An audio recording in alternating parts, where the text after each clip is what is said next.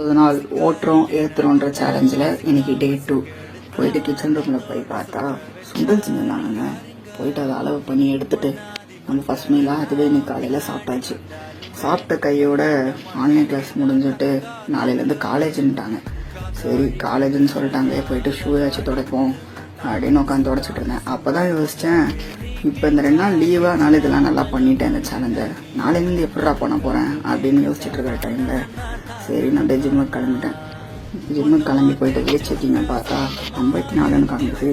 யாரும் பயப்படாதீங்க, அது இப்போ சாப்பிட்டு வந்தனால அப்படி காமிக்குது, ஏன்னா அப்படிலாம் காமிக்காது. இன்றைக்கி லேட் அண்ட் பை தான். லேட் அண்ட் பை 2 வேரியண்ட்டை வீடியோ பக்காவாக எடுத்தேன். மீன்ஸ் எல்லாத்தையும் ஃபஸ்ட் கமெண்ட்டில் பின் பண்ணுறேன், ஓகேவா?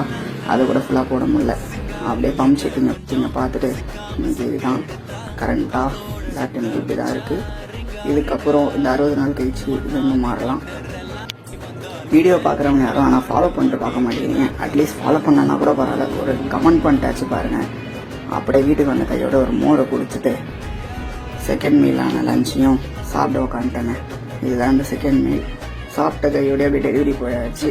டெலிவரி இன்னைக்கு ஆவரேஜாக வந்ததுலாம் சொல்ல மாட்டேன், நல்லா தான் வந்தது.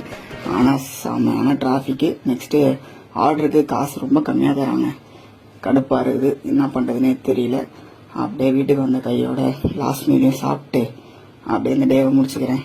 பாய்.